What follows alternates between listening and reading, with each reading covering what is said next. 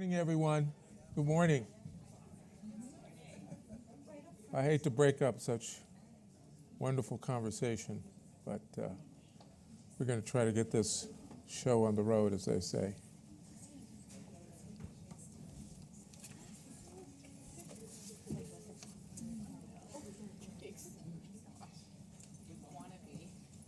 As we say in the college and university business, draw nigh, which means get close.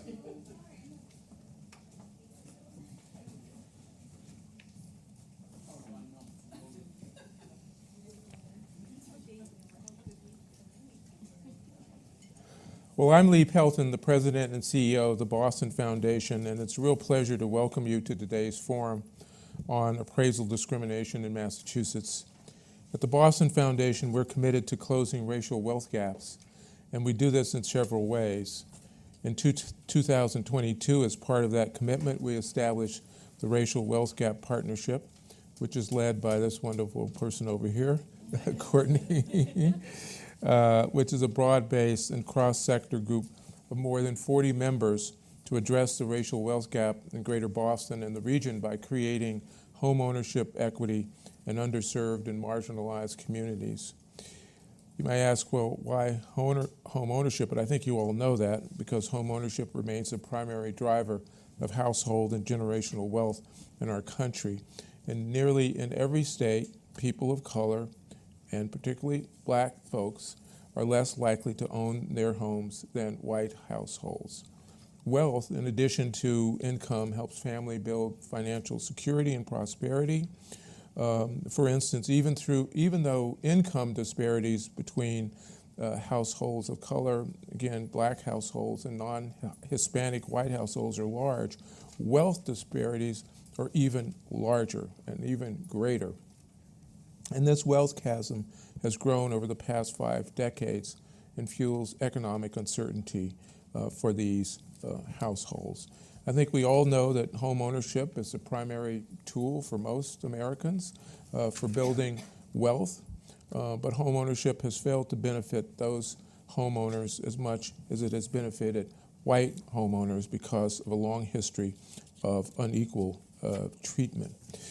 And by the way, if you wanted to know more about the wealth gap, there's the Urban Institute has a report called the Research Report Building Black Wealth Through Home Ownership. And if any of you would like, and I think this was done in 2020, and if any of you would like a reference or a link to that, please see me or who else? Is Lee here? Yeah, Lee, she runs the show. So, yes, she does. And so see her or me, and we can get you that link. It's a really wonderful report. Our own wealth building home ownership program models that $25 million invested in down payment assistance to 500 families and individuals will produce between $150 to $160 million of wealth over a 10-year period. And since we launched this program with a goal of $25 million, we've been able to catalyze, I think, almost $14 million towards our $25 million goal, which we launched in, I think, September or when was that? November. So, yes, so we've made great progress in a very short time.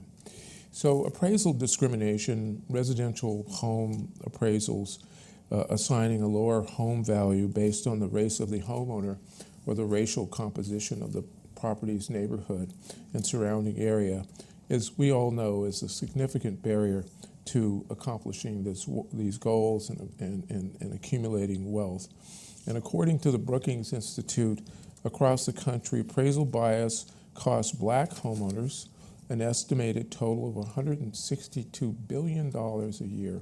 So that's $162 billion a year that are lost just through this discriminatory appraisal practice.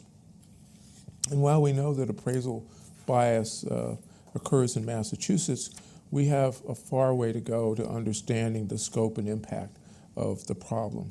And so today's convening is the first step in helping us better understand the issue of appraisal bias and how prevalent it is and how it impacts Massachusetts residents. And so I'm particularly proud to note that this event happened through the collaboration between TBF's Community Wealth Pathway, led by Sony Gupta, thank you, Sony, and the Racial Gap Partnership, led by Courtney Brunson, whom I've already introduced, and the support and thought partnership of many other community leaders, some of whom you are in this room, who convened to plan and drive this work forward. In addition to today's event, we are also creating and disseminating consumer education resources, pursuing policy and advocacy measures, and conducting really very important, significant, and meaningful research to provide us with comprehensive solutions to solve this complex problem. So, like you, I look forward to learning more about this really very complex issue, which our esteemed panel of experts will discuss soon. So, in closing, I'd like to say that combating appraisal bias in Massachusetts is one step. It is one step of many, but it is an important step towards building wealth in our communities and making our state a more equitable place to live, to work, and to study, and to raise families. So thank you all for being here and being part of the solution. And with that, I am pleased to welcome Boston City's Council President, there she is, Ruthie Loshin, for your remarks. And thank you. I know you have an incredibly busy schedule, so we're really especially grateful that you can make time for us this morning.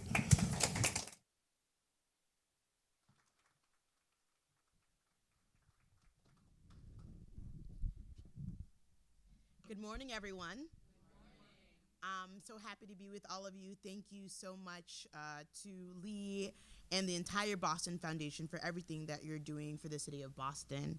Thank you to Courtney for the work that you're doing around closing the racial wealth gap. They got the right one in you to really be working on this issue. And so I'm happy that you are here and that you are continuing to bend the moral arc of the universe towards justice. So thank you for all of your work. My name is Ruthie Louis-Jean. I'm the president of the Boston City Council, and I'm one of your at-large city councilors if you live here in the city of Boston. It's a pleasure to welcome you to today's important discussion, Undervalued, Appraisal Bias in Massachusetts. I'd like to thank you for being here and joining us, and thank all of our panelists and attendees for being a part of this important conversation and also part of the solution. On the Boston City Council, one of our top priorities is making housing accessible and affordable for all residents. We've been actively working to find innovative and creative solutions to break down barriers, expand opportunity, and build generational wealth across our city. But there's still so much more work to do. We've sponsored and held hearings on discrimination in lending and homeownership, and we addressed this specific issue in collaboration with and Whitney was there, and Tom Callahan and the Partnership for Financial Equity, and I saw him the other day, so I know that he's coming. And so I just want to give a special shout out to all of those of you who are knee deep in this work and have been for decades. Your leadership and your data-driven approach has been important and is tireless in this space. As you may know, or as you'll discover through this panel, appraisals are highly technical. But appraisal bias is not just a technical issue. It's a fairness issue. It's a justice issue. Here in Boston, homes in majority Black neighborhoods are consistently appraised significantly lower than comparable homes in predominantly white neighborhoods. And I bought my home 2.5 years ago in February of 2022, my first home. And at that time, a lot of the research, whether it be the Boston Foundation or LDF, the New York Times article started coming out around appraisal bias. And so as a Black person looking to buy a home, knowing it just also adds to the anxiety of where and how will racism rear its head in the process of me trying to do what is important, building a foundation for stability and home ownership for myself. A December 2022 study by the Brookings Institution found that homes in majority Black neighborhoods are around 2 times more likely to be appraised under the contract price than homes in majority white neighborhoods. The same study also found that homes in Black neighborhoods are valued roughly 21 to 23% below what their valuations would be in non-Black neighborhoods, resulting in $162 billion in cumulative losses for Black communities. And I'm sure, as it will be discussed on the panel, oftentimes these follow the patterns of historic redlining in our neighborhoods and in our cities. One of the most effective tools we have to uncover this discrimination is the gold standard here, paired testing. And that is a way of identifying bias in the appraisal process and identifying bias in the rental market. It provides concrete, indisputable evidence that discrimination is still happening, even when all else appears equal. Right? There's a lot of those articles that where it's a mixed race couple. The Black man is home, and the home is appraised, and then you take out the Black man and the kids, and the white wife comes, and all of a sudden the house is appraised at $100,000 more. Paired testing provides concrete, indisputable evidence that discrimination is still happening, even when all else appears equal. We also have to be cautious, right? Because even as we try to look to infuse more standardized ways of doing appraisals, we can't lean too heavily on technology as a quick fix. Algorithms and automated valuation models, when built on biased data, will only encode our prejudice into code. Equity cannot be automated. It has to be intentionally designed and actively maintained. Also, before we begin, I also want to acknowledge the current struggle with this federal administration. I'm deeply concerned about the federal government's retreat from fair housing enforcement. As Kelly Vera of the Suffolk University recently testified at Boston City Council, the Fair Housing Initiative program, a critical lifeline for local fair housing enforcement and testing, is being gutted. Grant applications have stalled, and existing funding is at risk. That means in 2025, in a city like Boston, there is currently no robust fair housing testing taking place, and that is unacceptable. I know many of you know the late Bob Terrell, who really championed the city to be doing more work, and that's work that I championed alongside him so that we could get more paired testing to happen in the city of Boston. The origins of the discrimination practice date back decades. The original redlining maps in the 1930s codified in our laws. The views of appraisal and others at the time that homes in Black communities were worth less than homes in other communities. Anti-discrimination efforts may not show immediate returns, yet their benefits, financial, social, cultural, and moral, are profound, transformative, and enduring.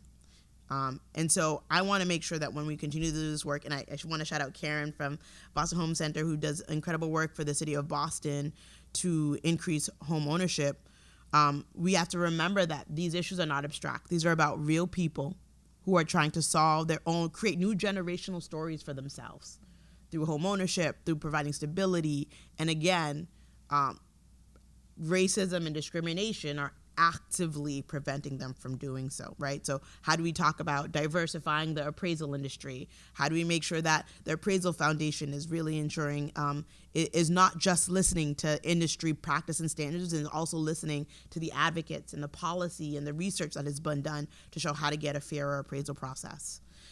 Today's panel of experts will help us unpack the nuances of appraisal discrimination, exploring actionable steps we can take to rectify these deep-rooted inequities.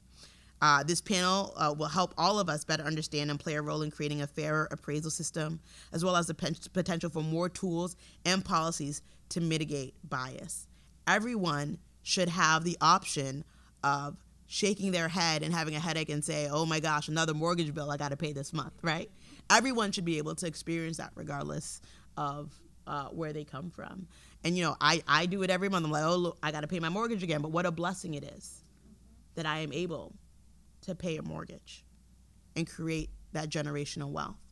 May we do that work for all of our families if we are intentional, as Lee stated, about doing the work of closing the racial wealth gap.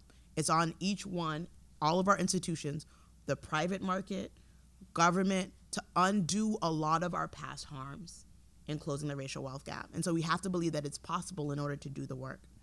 So as we listen to today's panel of Dano, Whitney, Jacob, and Sharu, I encourage us to hold both urgency and hope. Thank you again for joining this critical conversation.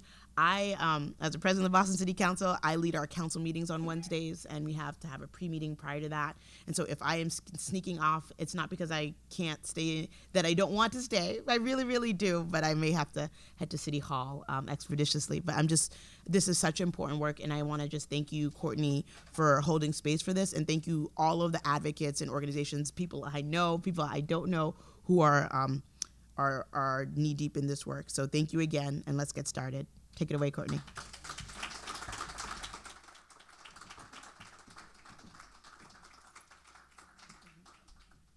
I need her to start my events more often. It created like an energy.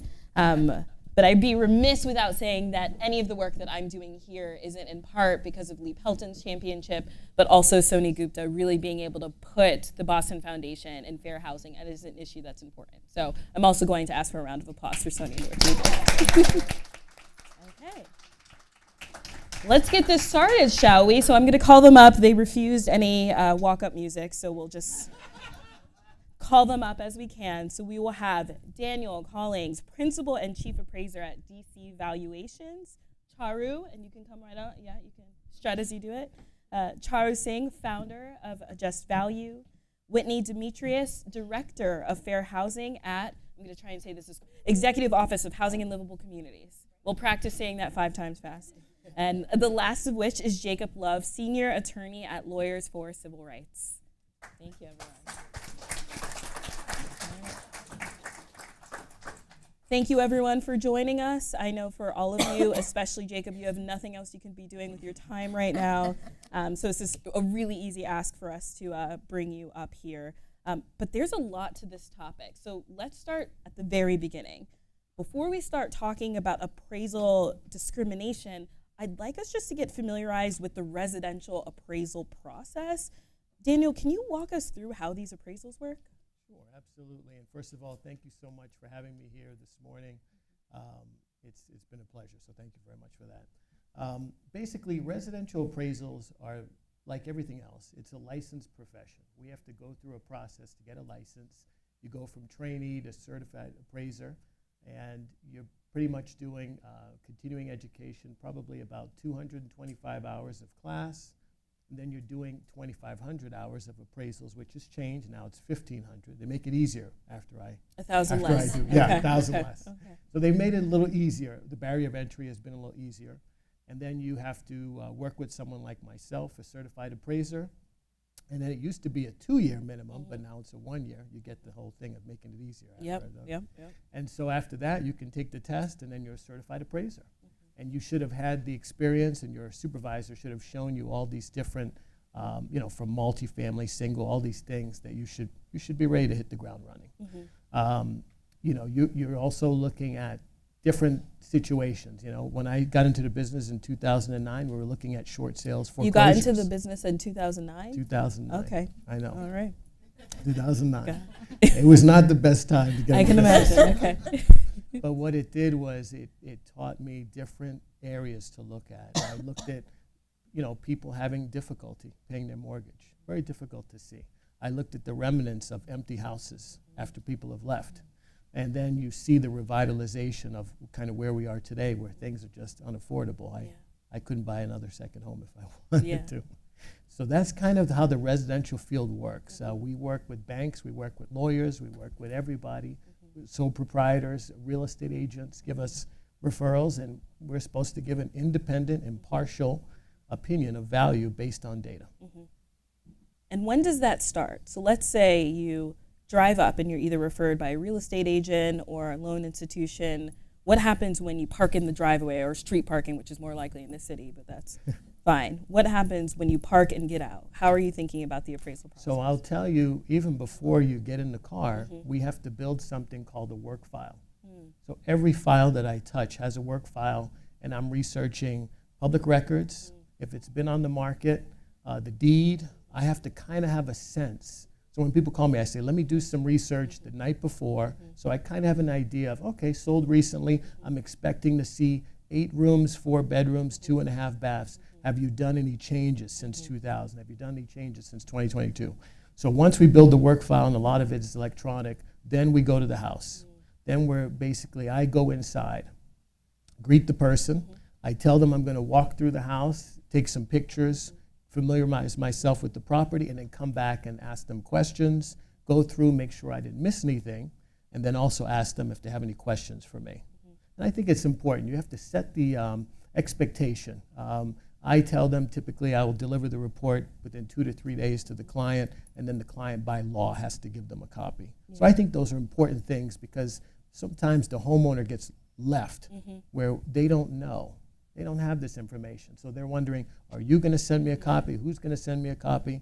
So I think that's important. Yeah, I agree. Thank you. And what I appreciate about what you said is homeowners being left out of the process, not knowing what options they have, rights they have, information they have. So that makes me want to follow up with another question to you, Daniel, and to Charu, which is, we said appraisal bias a couple different times. I know Lee defined it a couple minutes ago, but if you're talking about the people in this room and the homeowners that might be facing appraisal bias, how would you define it to them? And what would some examples of discriminatory appraisals look like? And the potential hardest question is, how can a homeowner or a buyer even recognize it if it's occurred?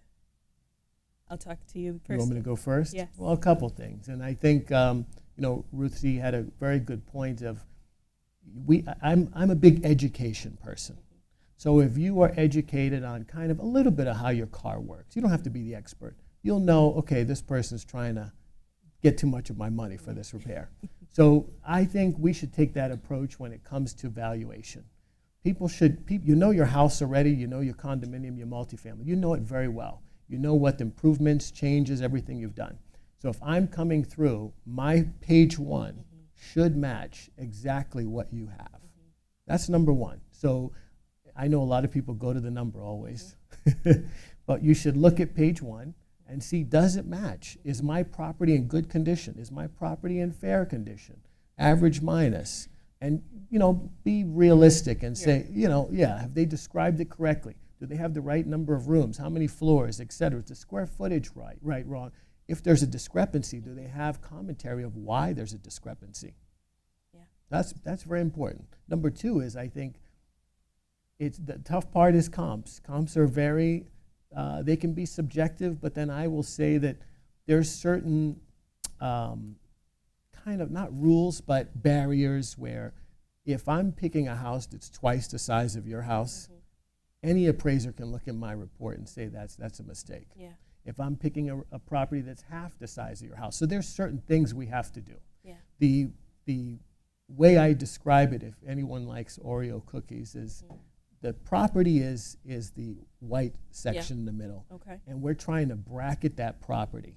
So we're trying to find a property that's slightly below and a property that's slightly above, and then that's how we get that value. So that value is sort of protected in that middle there. Okay, I And like that's- that. yeah. I'm automatically thinking about how this applied to double stuffed and other flavors, but before we get too deep, Charu?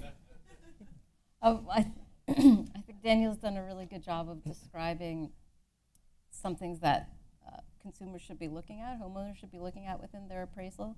I think it's always important to also recognize that there's systemic features to bias in appraisal as well, and valuation.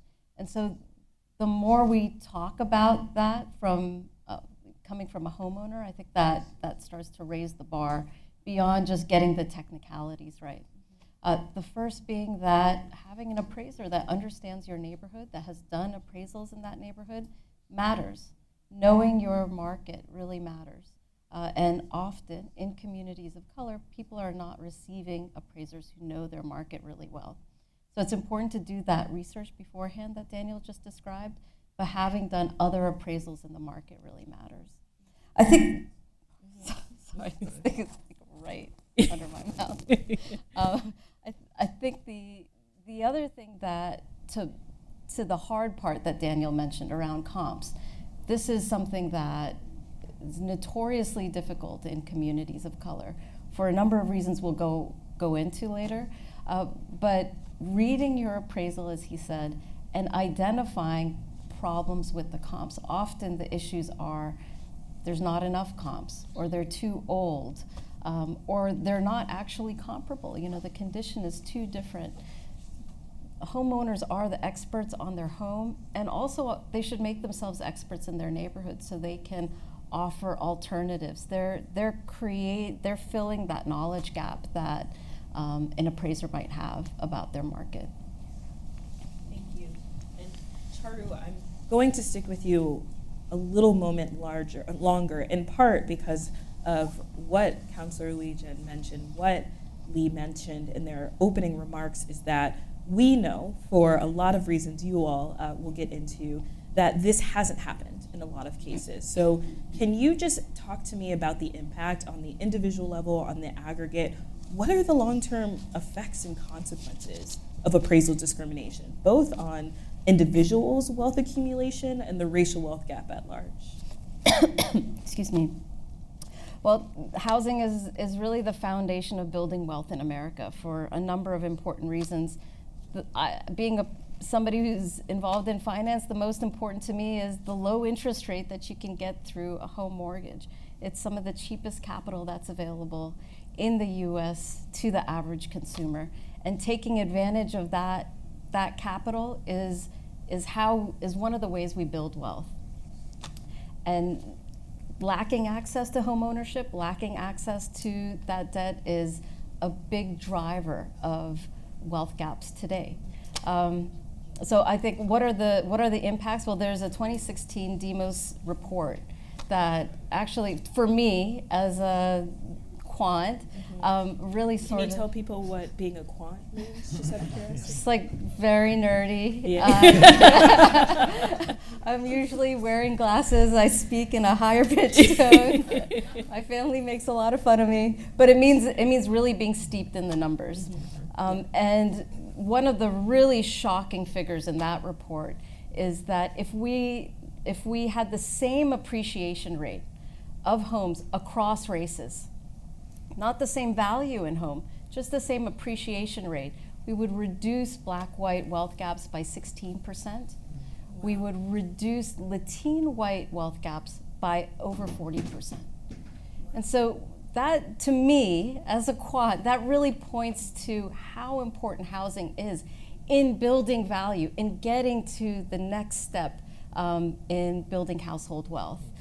So to me, that sort of says it all, but I know that there's others who can personalize that a little more. Yeah. Anyone else have anything to add? Whitney, I'd love to hear from you. Sure, and thank you for the opportunity to be here to talk on this esteemed panel. They're really the experts, but I do want to sort of dive in a little bit more just in terms of the question about the individual impact, the community impact, and what happens. And so, Charu, you talked a little bit about taking advantage of that capital, right? That equity in home ownership. We understand that the home ownership is tied to what we understand to be this American dream, right?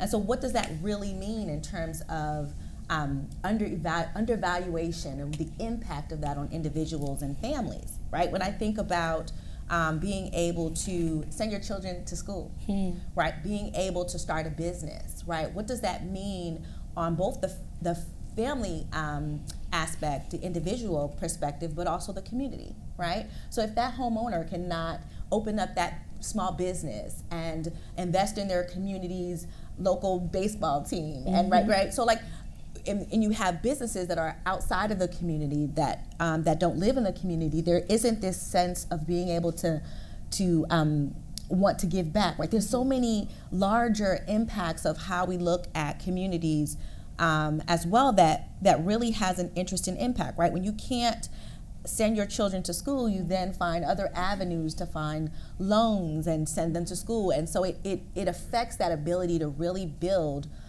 wealth, right? Both for the family and for the community. And so when I think about $162 billion with the B dollars a year, right? And what that would mean if we were not thinking about it as a loss, but we were thinking about it in terms of what they had access to. What would happen on the community level, right? If we had access to that $162 billion, what would happen in terms of economic development and local businesses? What would happen in terms of access to education and all types of investments, right? In terms of the racial wealth gap, right? And generationally being able to pass something down to your children. That's a huge part of what the American dream truly is. And so as I think about sort of the generational loss, as I think about the community loss, and much of what Chari, which you just sort of outlined, they're also, I'm thinking about Luzin when she talked about like when she was purchasing her home, right?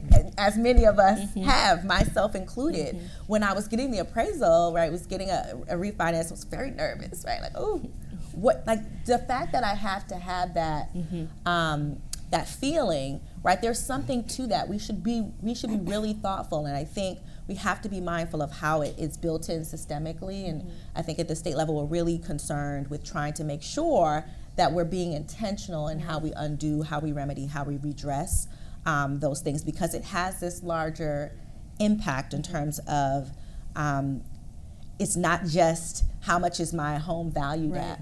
There's so much more tied into that in terms of, you know, being able to pay for medical expenses. Imagine if you have some kind of health disparity, right? And you need to be able to pay for that or take care of a loved one and who's aging, right? Or who has health implications. Not being able to access that equity in your home, that $162 billion.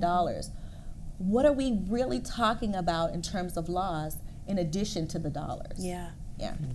And Could I just add one thing? Please. Sure can.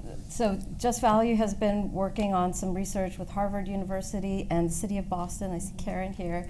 And in the course of that research, what we found was that this was specific to ADU construction. What we found that was homeowners who are unable to access traditional financing to construct their accessory dwelling unit.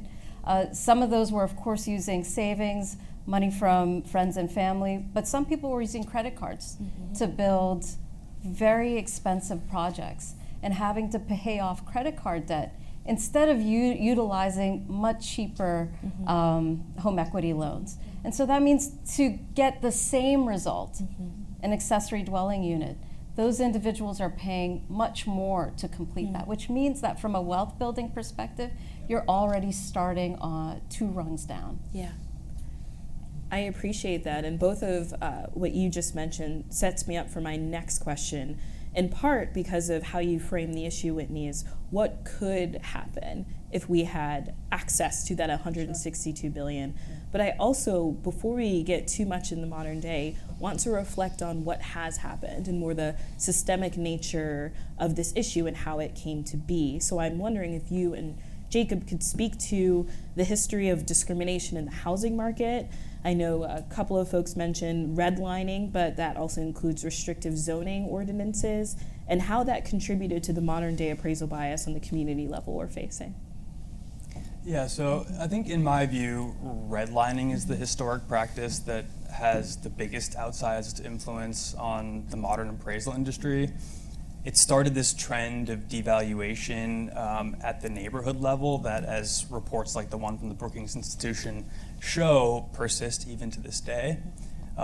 Intentional and overt forms of discrimination like redlining really created a systemic inequality along racial lines that we haven't been able to purge. And the primary modern approach to appraisals, the so-called sales comparison approach, perpetuates these historic patterns of discrimination that started in the redlining era. But I think it's really important to emphasize that they're not just entrenching old patterns, they're actually making things worse. Research indicates that race and home valuation have actually grown more correlated over time, and that racial inequality in home evaluations is actually worse now than it was 40 years ago. And so that demonstrates that discrimination continues to taint the appraisal process. But just to back up a little bit and talk about what redlining was. So redlining refers to the practice of valuing homes based on the racial composition of a geographic area. And typically that meant cutting off credit entirely to the people that lived in those areas. And that's had a lot of sort of spiraling negative effects on the people who live in those areas. The term itself derives from the Homeowners Loan Corporation, which was a loan institution of the federal government that used color coding on maps to indicate areas that were at the highest risk for loans, and almost unilaterally those areas were populated almost exclusively by minority populations and people of color, and this resulted in them not being able to get any credit at all. And systemically denying credit to these populations devalued their property by, among other things, just totally limiting investment in that area. So this happened largely unabated from the 1930s to the 1970s. And appraisal practices in that period only made the devaluation worse. This discrimination baked undervaluation into the system, and the modern sales comparison approach instructs appraisers to determine home value by looking at recent sales, ideally within the same neighborhood.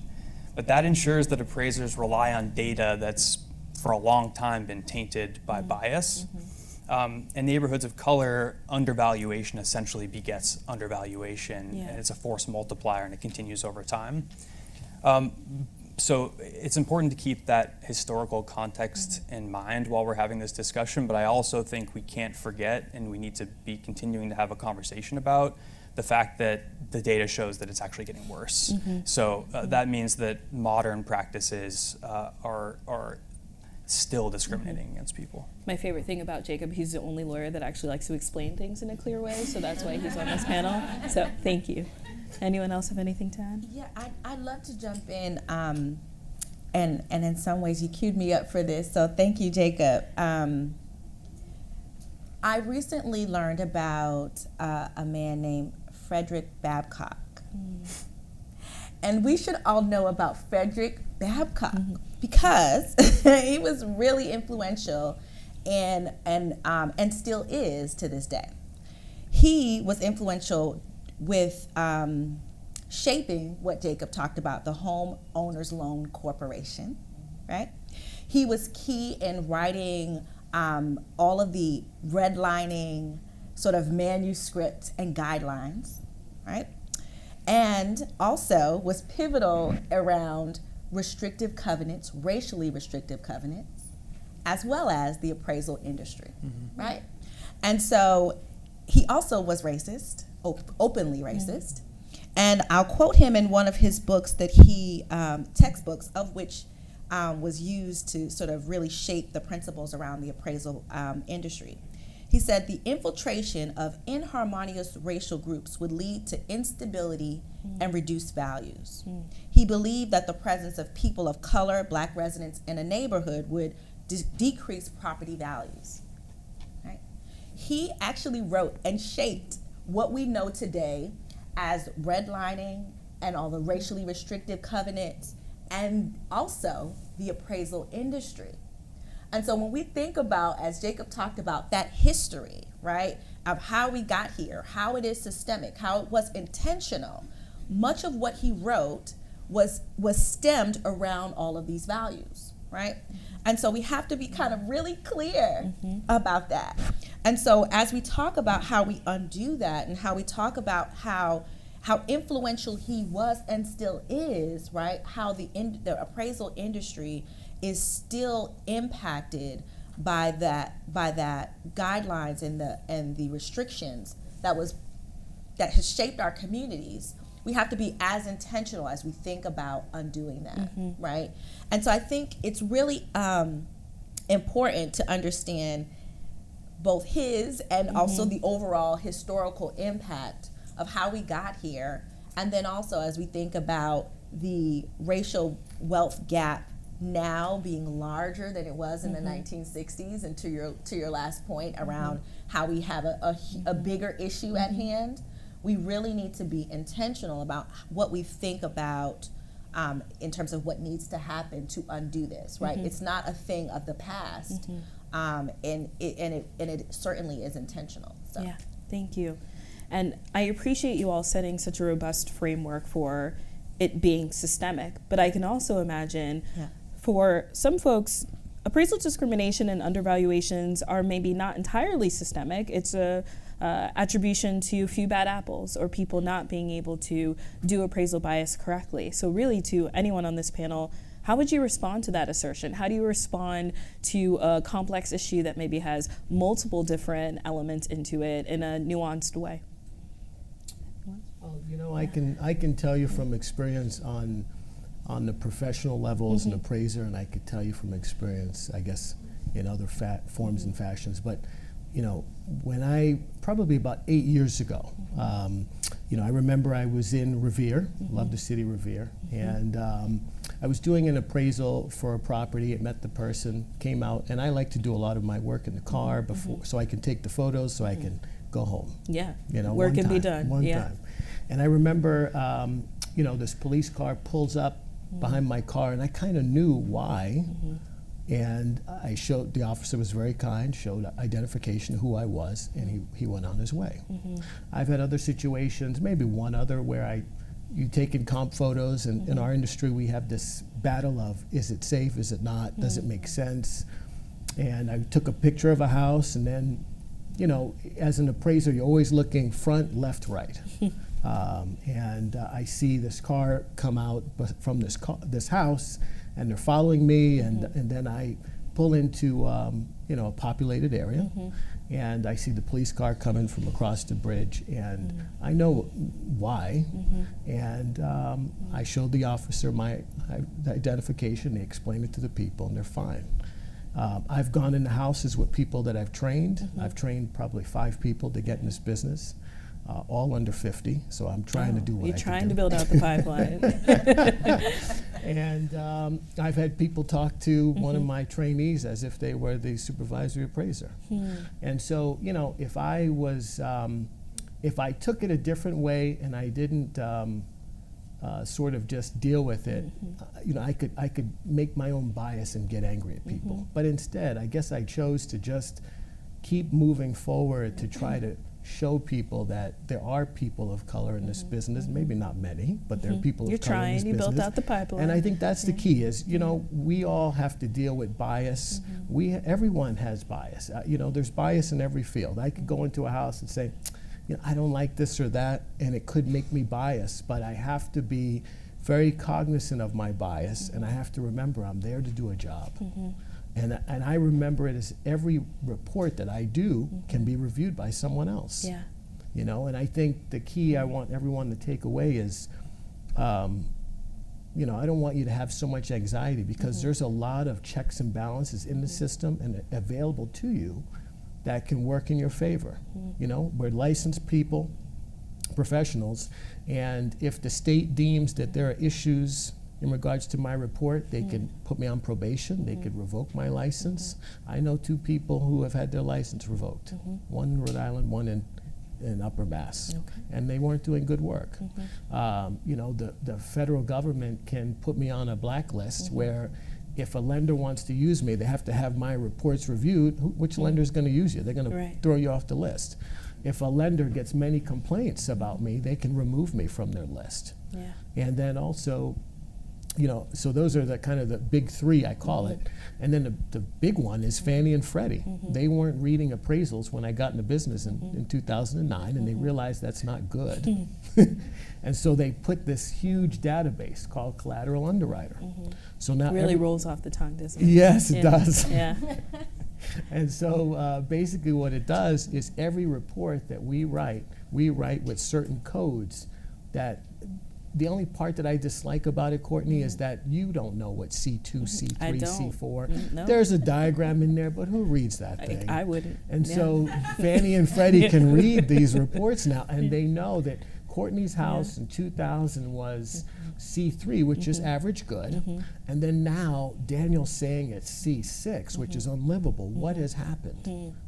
They can instantly tell that, and they can flag the lender. So there's a lot of checks and balances already in the system, and I think the best one is if you feel you've been wronged, you can hire someone like me, or I have many peers in the field who do an amazing job, and we can review a report and we'll put our name on it. Yeah. And if it goes in front of the state and it needs to be used, we have no issue with that. Yeah. So. Thank you. I appreciate that. Anything else anyone has to add? I'd love to jump in just to say that I think it is important to note that there's bias in every industry, but also bias in this particular industry means that there's a lot at stake.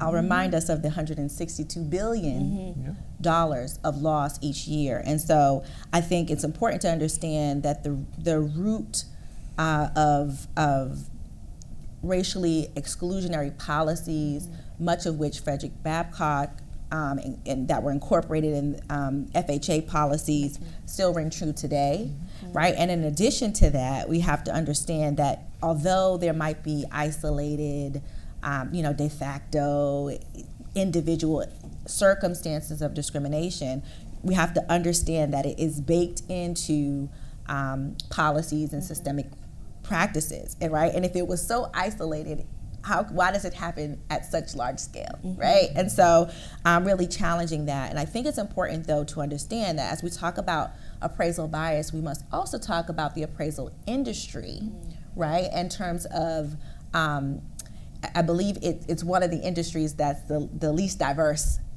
industries out there, 90+% white, male-dominated industry, right? And so what does that mean as we talk about thinking about how that's built in systemically, right? You talked about how do you become an appraiser? You have to kind of follow someone. Someone has to be willing to take you on as mentor and allow you a certain percentage of that in terms of dollars, and have to spend a lot of time with you in the car. And so oftentimes we find that what happens is you often do that for family members or friends, or doing someone a favor, you're bringing someone in.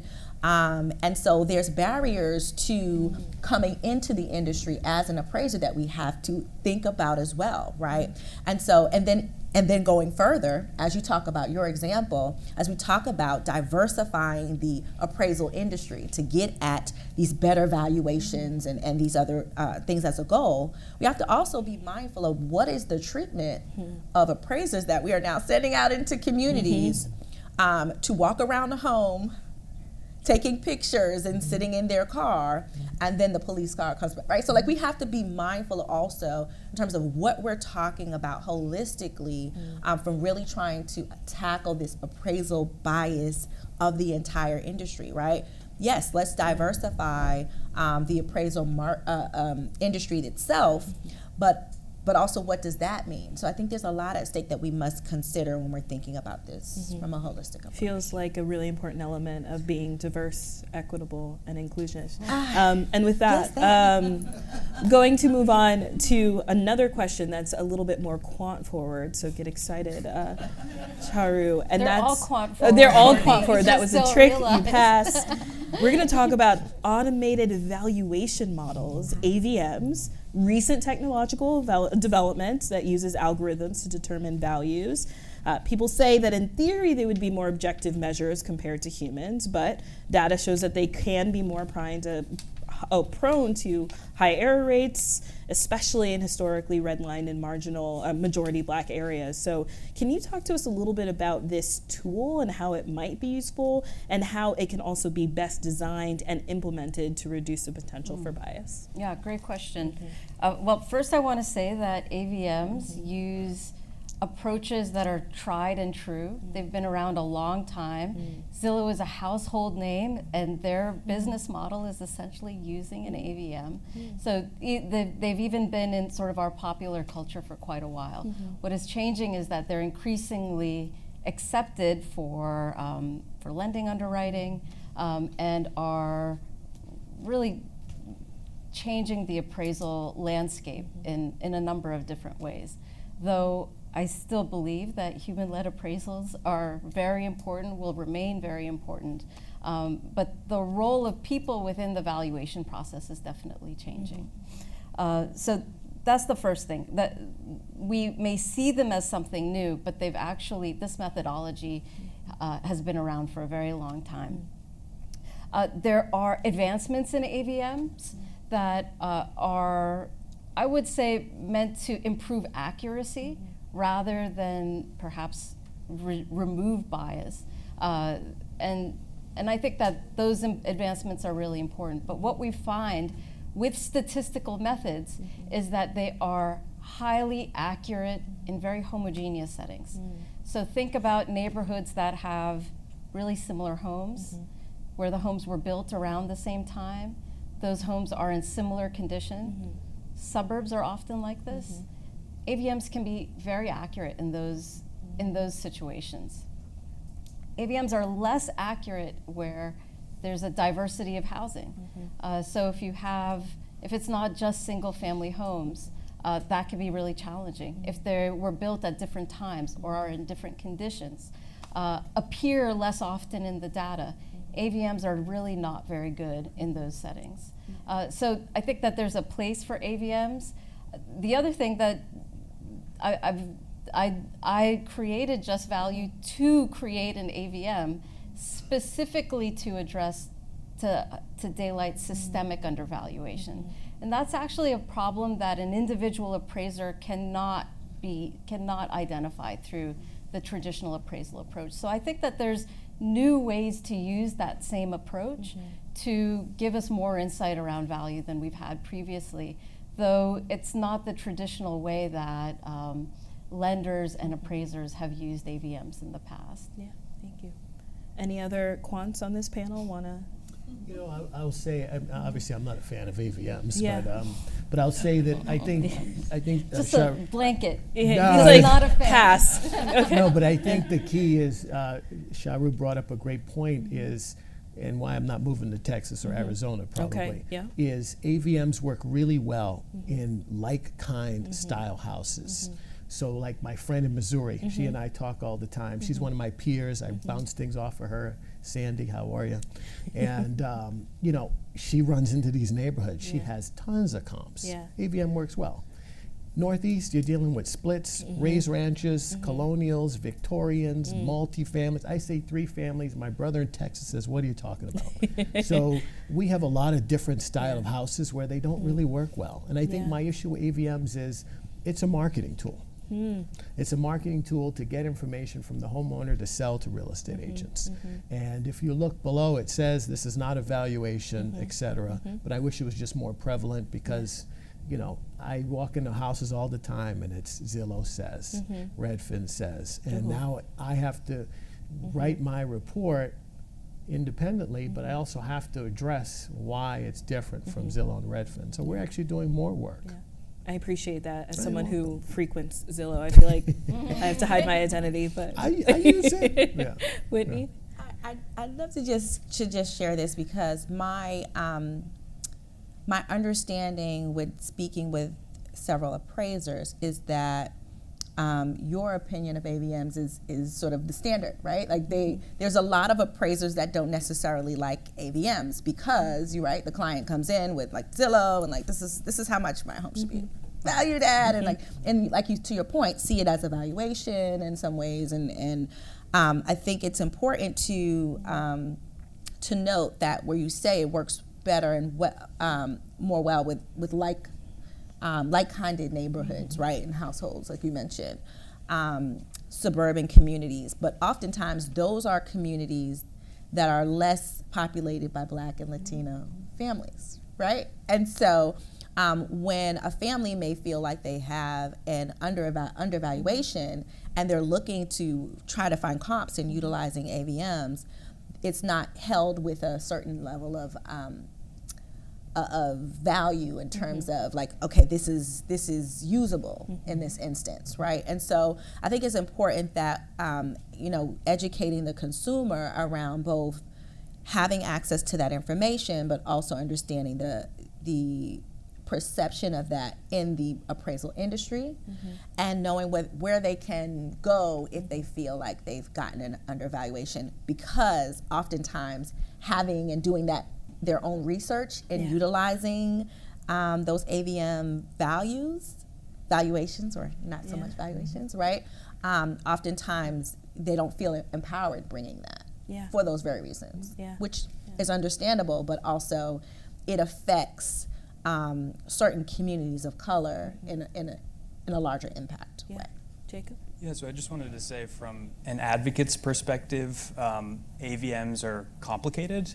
I, unlike Charo, am not a quant. I went to law school specifically because I cannot do math. Agreed, yes. And proving discrimination when you're looking at things like AVMs is a lot harder than when you're dealing with people, because even though overt discrimination has decreased, and when I say overt, I mean like explicit discrimination has decreased since the enactment of the FHA and ECOA. It still does happen. Research shows that when you look at appraisal reports, appraisers are still making explicitly racist, sometimes flippant comments in reaching valuations. And proving discrimination and intentional discrimination or motivation by prohibited factors is always hard in court, in federal court. But at least when you're dealing with a person, you have comments that sometimes are racially coded that you can use to prove your case. When you're dealing with these like big models, these algorithms, it just becomes a lot harder. Yeah. I think that's a great point, that the AVM is a black box, and there were increasing consumer protections around transparency into those black boxes under the last administration that give a little more insight into how those values are derived. And I think this is a place for more advocacy so that there is more understanding as to how those values are derived, as well as the reasons that loan applications are denied when an algorithmic model is utilized. I agree on that point. I think I just want to make the connection between something we spoke about earlier, which is policies and practices historically that have created our neighborhoods and resulted in undervaluation, and how AVMs can amplify that or take advantage of that. So the reason we have those homogeneous neighborhoods is because of exclusionary zoning. And I'm not referring to race, though it coincides with race as well. But the reasons that entire neighborhoods are only single-family homes are because there was exclusionary zoning that prevented multifamilies or rental properties. The reason those neighborhoods were built en masse was because people were fleeing the city of Boston. And then there were deed covenants to ensure that those neighborhoods would remain white. All of that appears in the data, and we can see through AVMs, we can see how that helps them perform better. Meanwhile, Mattapan, where we have a pilot, that neighborhood is a third single family, a third two family, and a third three family. Very difficult to value, even as a person who's an expert in that neighborhood. That is a very difficult neighborhood to value a single family. And it is not a unique case. Mattapan is very similar to many communities of color across Boston and across the country. Thank you. So I think people in the room, we understand the problem. We have the nuance.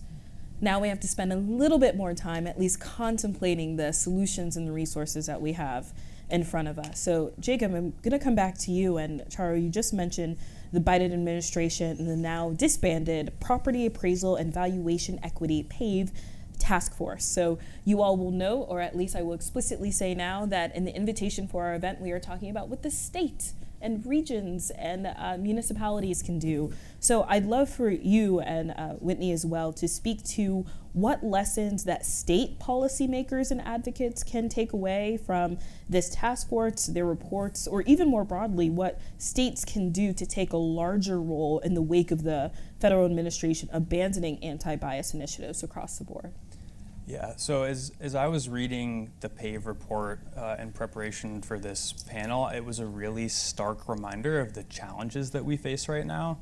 Not only is the current administration abandoning anti-discrimination initiatives, it is actively trying to undermine anti-discrimination law. I think many folks will have seen the executive order that the Trump administration released on disparate impact claims and litigation. He basically instructed the Justice Department to eliminate disparate impact liability to the extent possible, which is a really big problem because it's one of the primary ways that you can hold companies and bad actors accountable for these kinds of discrimination.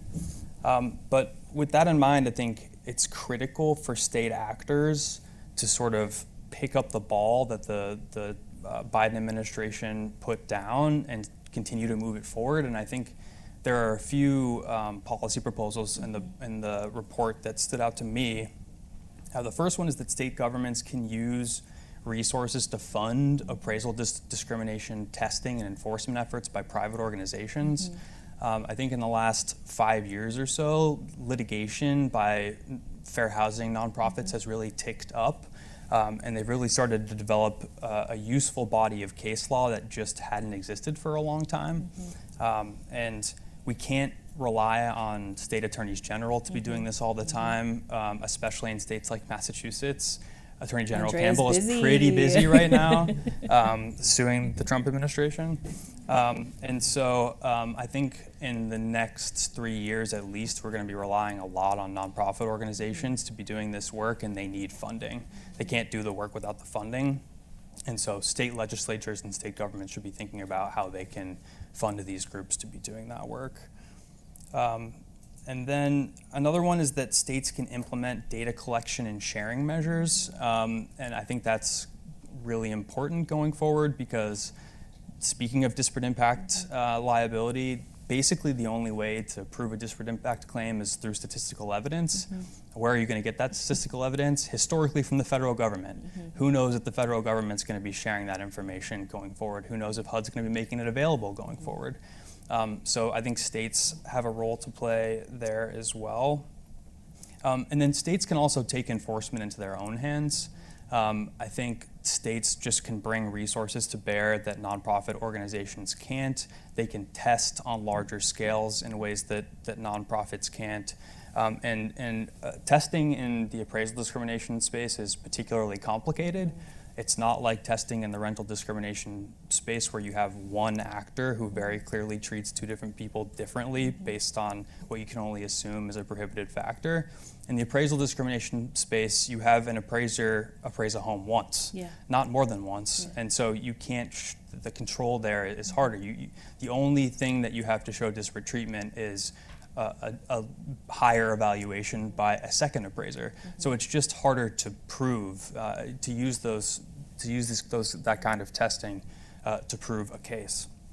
And so I think attorneys general do have a role to play, but like I said, they're busy. So funding nonprofits like LCR would be a good idea. Absolutely. Lawyers for Civil Rights. Lawyers for Civil Rights. Yeah, we will allow the transfer information to be put on the website. Put a pin on what the AGs can do for a moment. But just because we are running out of time, I almost want to go down the panel to think about not just for Whitney, what other advocates and state folks can do. I want to get to you first, and then Taro and Daniel, I also want to hear from you what the real estate and appraisal industries can do to combat this discrimination. So be on deck, and we'll go to you first, Whitney. Thanks, Courtney. I'll try to be brief. I definitely am excited in this role as a director of fair housing.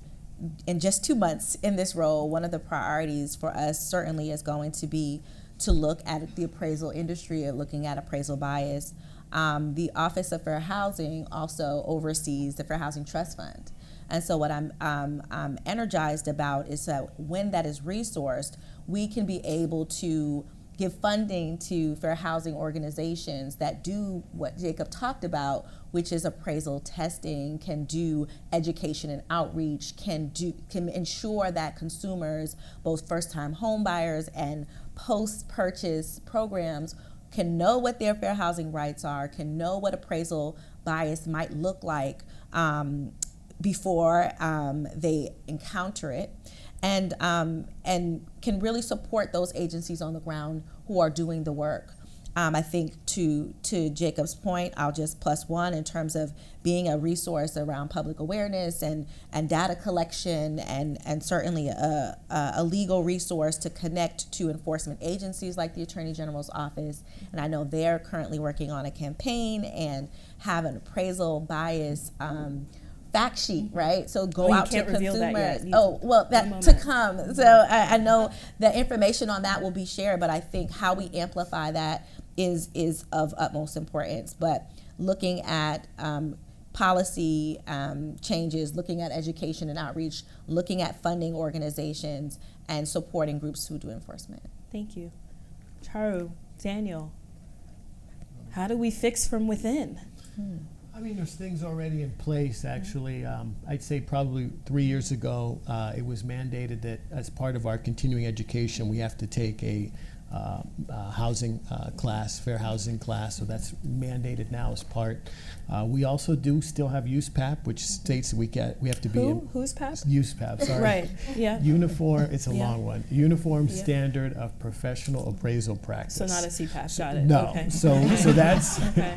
all of our reports have to be written to a certain standard, Okay. and that says that we have to be impartial and unbiased. Yeah. So we have that, and then also Fannie Mae did a big initiative called Appraisal Diversity Initiative, or ADI, and they have some graduates which have gotten in the field. They've also started. I was going to say not pave, but it's similar. Pave's no But they longer- basically opened the barrier where you can go without a supervisor Yeah. to become an appraiser. Yeah. So I think Fannie Mae was doing some really good things there. So Yeah. there's some things in play Yeah. that are being worked on. Great. Charu, can you end us? Sure. Well, homeowners have this problem. So do developers who want to create new properties in communities of color or undervalued neighborhoods. And so if you are developing in a neighborhood that has a history of marginalization, I really think it should become a best practice that you learn about that history.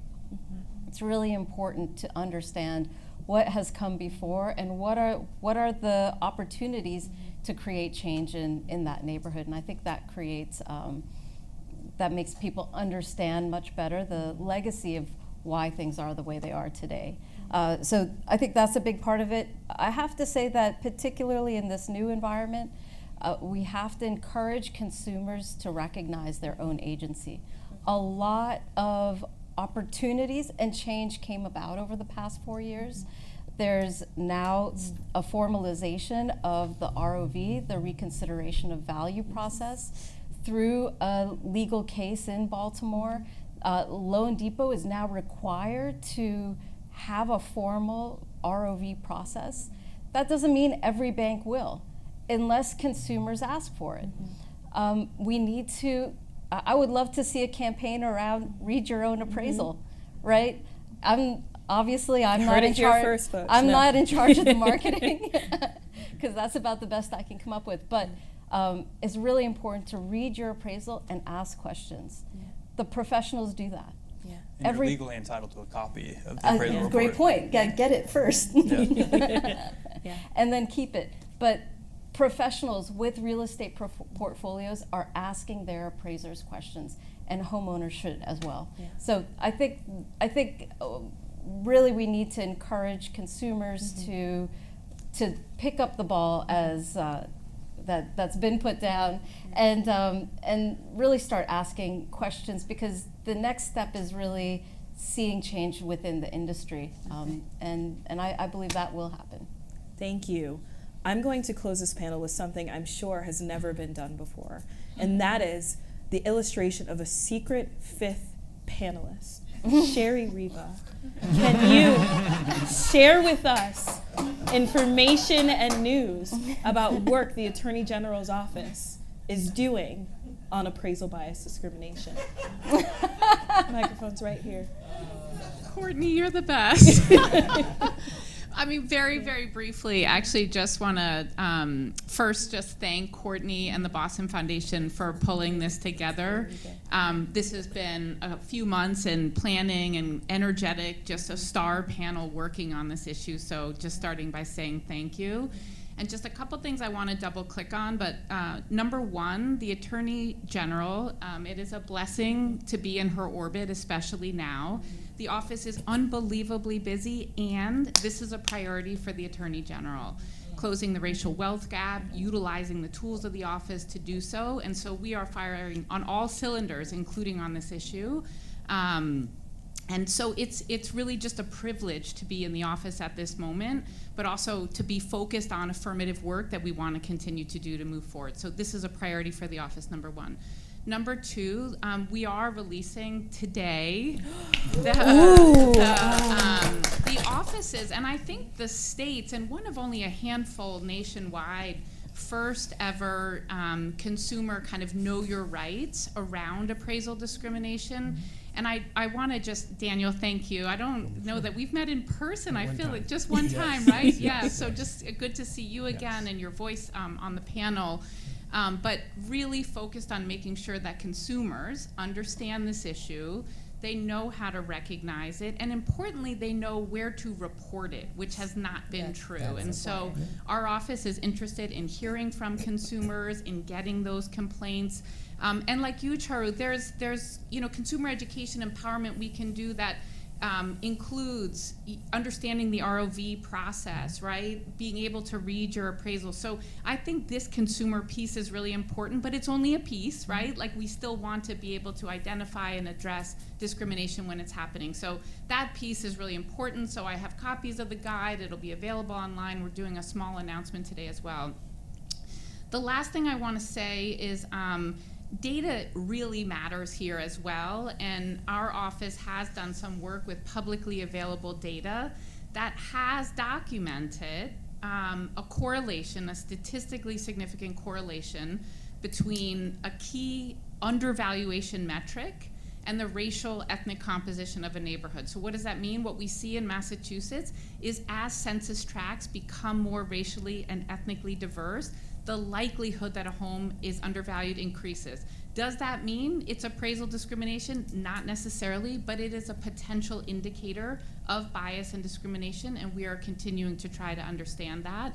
So I'm not sure I'm as much a quant as Charu, but I'm working on it. You're getting close here. And sort of balancing out those stories and real experiences with the data, and those two things going hand in hand. I was making notes throughout this whole presentation. I think those are the main things that I want to say, but please consider me a resource in the Attorney General's office.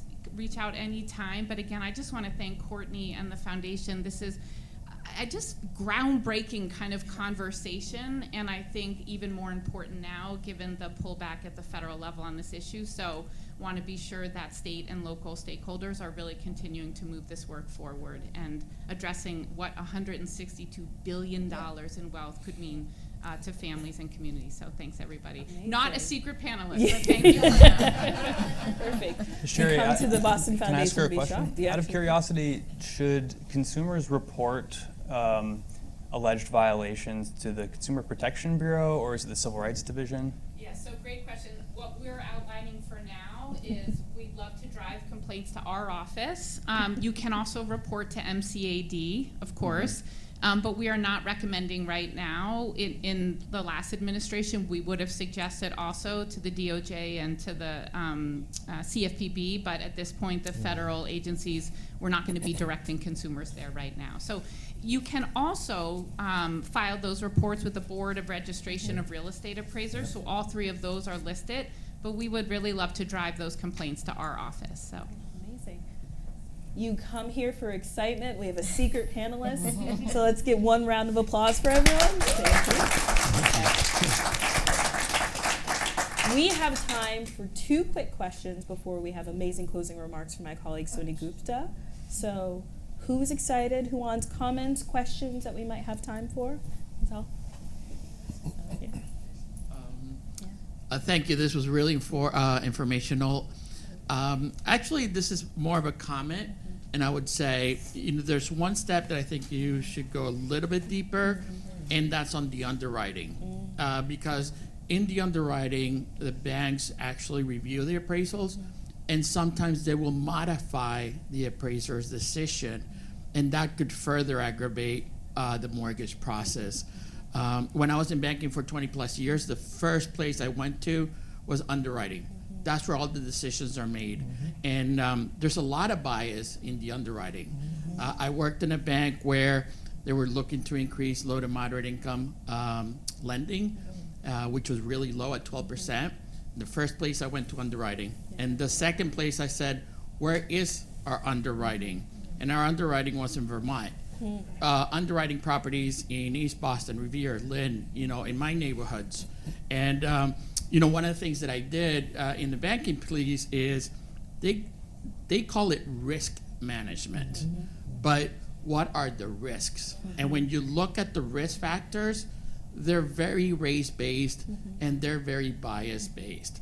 The fact that you have manual underwriting for the riskier loans, and then you have automated underwriting with more simplistic conditions where you waive the appraisal, where you waive tax returns, where you waive a lot of things, that in itself is discriminatory. And I would say, you know, I'm pretty tough sometimes, and what I would do if an underwriter was going to decline a loan that was race-based, in my opinion, I would go to Vermont and we would review the file. And it got to a place where I gave them a reason not to decline because they didn't want me going there. So I love that. and that's the reality. And we went from 12% to 33% in 3 years. Wow. And it was That's thank you. incredible. But it was really, but you know, one of the pieces too that is really important is to have champions inside the bank that understand the communities and will fight for the loans. Because believe it or not, you do have to fight for the right of your clients to get the loan and not be discriminated against. So I would say, this is amazing. Just go one piece deeper on the underwriting piece That's the because next there's a lot of that too. Yeah. You're like, sounds like we have the panelists for our next meeting of this issue. I don't want to be a secret Perfect. like Yeah. And we'll have Rachel, and then we'll also get a question over there, and those will be our close. Rachel Heller from CHAPA. I have 162 billion questions for all of you. First, I have a very quick comment. A lot of what you all were saying requires our fair housing centers to exist. Whitney mentioned the Fair Housing Trust Fund, and it really is groundbreaking that Massachusetts, especially ahead of the Trump being elected, actually created the Office of Fair Housing, which Whitney now runs, and the Fair Housing Trust Fund. The Fair Housing Trust Fund is not yet resourced. The House is debating the budget right now. They did not include funding for the Fair Housing Trust Fund. It is now going to the Senate. So my question is for everyone listening. Will you please call your senator and make sure that the Fair Housing Trust Fund is funded because our agencies are at risk of not existing. The federal government is dismantling, as Jake said, fair housing.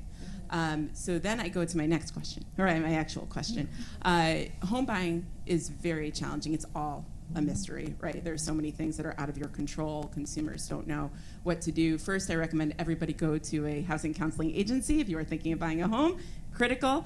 But then for people who face discrimination, often you're just trying to find that home, and so you don't even file the complaint. So can anyone walk through why it's so important to file a complaint and what happens? Because it seems like just a mystery of, okay, I'll file a complaint, but will anything ever happen? What will be done? So can anybody just give a sense of what that process looks like? And before you reply, I want to get that question, and then you all can respond to both questions, and we close. Thank you all so much. I have a quant question from a I knew it was coming. From a That's why I qual told perspective. I am wondering if there's data that shows how bias, perhaps in exaggerating the question of deferred maintenance in homes, plays a role in undervaluing. Yeah. And I say that having walked around my neighborhood door knocking yesterday, a neighborhood that is racially diverse, and noticing the level of deferred maintenance up and down the street because many people are struggling, and I just wonder how that's playing into valuation. Wow. I love this crowd. Okay. Reactions, responses to the quantitative analysis that you provided? I'll just respond. Is it Johanna? I'll just respond to Johanna's question. This is really the reason I created Just Valued, that there are systemic reasons that homes are undervalued, and some of it are notional ideas of value, and some of them are real because people don't have access to financing to preserve the value of their homes, to fortify their homes for the modern era, and to build value over time. So yes, deferred maintenance is an important contributor to the differences in value that we see, and they are the result of systemic inequity because financing is not available to those individuals to invest in their homes in the same way that they're available to others. So that's why that Just Value's next step is really building a loan pilot for exactly that purpose, to help people access home equity that's not recognized by traditional lenders or the market, and to use that to invest in their homes, to fortify their value there. Okay, thank you. Great question. Other panelists, to Rachel's question, why file a complaint? What happens after it's filed? It goes out into the universe. You know, I'll tell you, I'm just like anyone else. I want bad actors out of the profession. And it's not even a monetary thing. It's just more of, I take tremendous pride in my profession, the work that I've gotten to do there, and sort of being that, hopefully, quant or smart person. And so, you know, we see it. I've reviewed a report recently in a city in the South, I won't mention, and I thought the appraiser was incompetent. Property was valued as a two-family, that's really a single family with an illegal in-law. And if the appraiser, I don't want to say walk because some people can't, you know, Right. but Yeah. if the appraiser went literally around the corner, the building department's right there, they would have had the answer. So that's an incompetence piece there, but whether it's incompetence or whether it's bias, we want them out because it's making our life difficult because we have to answer questions. I've had people call me, I want to hire you because you're a black appraiser. I mean, and they can't pick, but to me, we want that out, just like anyone else. Perfect. And just to build on that, litigation and the threat of litigation not only can get justice for an individual person, but the threat of litigation has a really important deterrent effect on bad actors. I mentioned this before, but in the 40 years after the FHA was passed, there just really was not a lot of litigation in this space. And that's changed in the last 5 years, I think, as Charu mentioned, but there still are not a ton of judgments and big damages awards against bad actors that can prevent people and make people think twice before they engage in this kind of behavior. And so I think building up that body of case law is really important for those reasons. Yeah. Whitney, you want to close us out? Well, I'd love to just say that I think what's important is that folks know where to file, that they have the education on when they experience discrimination, where they can go in real time. Not every individual has a white spouse or a white friend who will come in and pose for them and do this self-testing that we find often happens on the community level. And so contacting the AG's office, knowing where to file complaints, and to do that, to document your experiences holistically in real time and do it urgently is certainly important.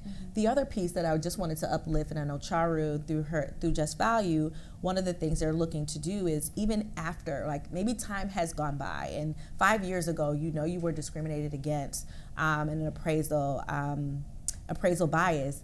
Her agency is sort of trying to collect those stories as much as she's into the data, is also into the stories, right? And so how do we begin to pull the stories together that tells a larger picture about what's happening in our state as well? So I want to uplift that opportunity for those so that we can look at the data, so that we can know what's happening and kind of create policy and practices to change that. Thank you. Thank you to our panelists.